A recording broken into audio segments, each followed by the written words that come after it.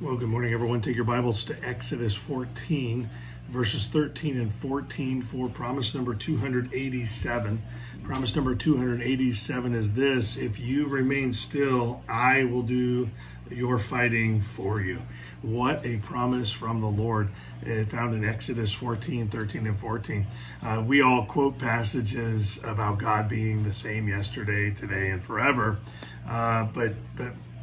But when we like our situations, that's when we quote it. We like it when the Bible applies so neatly to what we want it to say, and we want God to be the same yesterday, today, and forever.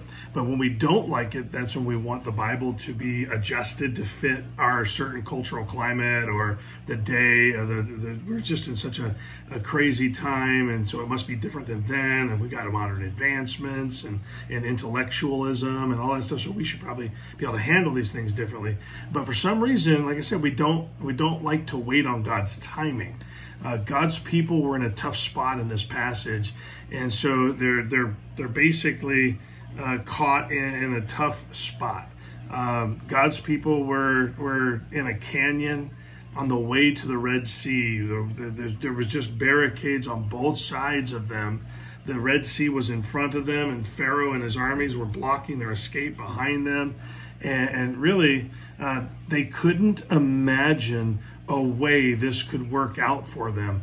But God relays a message through Moses that he's going to take care of their situation. In fact, let me read verses 13 and 14 to you. Listen as I read chapter 14, verse 13 and 14. It says, "And Moses said to the people, 'Fear not, stand still, and see the salvation of the Lord, which he will show you today. For the Egyptians whom ye have seen today, ye shall see them again no more forever. The Lord shall fight for you, and ye shall hold your peace.'" And so think about this. He says, stop complaining about it. Stop moving around or milling around trying to figure out this thing for yourself, and just stop.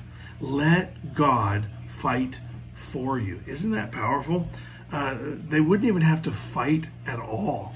All they'd have to do is when they're told to march into the waters that were parted, they would walk into the waters. And so if you ever want to look at what's before this passage and after it, you can see a real context here where they really were in a tough spot and they had no ability to see how God could do anything about it. And I bet you can think of a situation right now that you're going, man, I don't know how God's going to work that out. And if I keep going this direction, what if it never happens for me? Because I don't see how it could happen. I'm going to have to make some quick moves here because there's no way God could do anything with this. I'm going to have to take matters into my own hands. And so think about this. After all the children of Israel had witnessed in Egypt, you'd think they would just turn to God for help without any concern. God displayed incredible power before their eyes. Yet at the first sign of difficulty, they turned on God like we do. Soon as it looks difficult, where are you, God? What happened? You said, and how come you didn't come through? And because it isn't finished yet.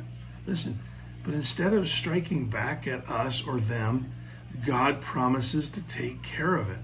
And in their situation, he does take care of it. He parts the Red Sea. He puts a blockade in front of Pharaoh and his armies. And once they are all in the all clear, Pharaoh's armies pursue. He lets them pursue. But they only get as close as the edge of the Red Sea where the waters crushed in and destroyed them all. And so God took care of it. And he can take care of whatever it is that we are dealing with. So listen carefully.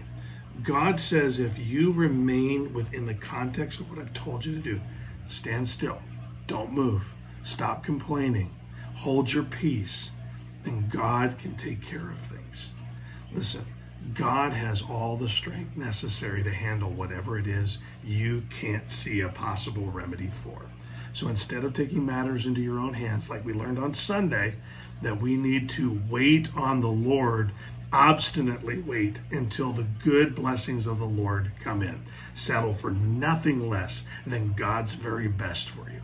Hope that helps. Enjoy a great day.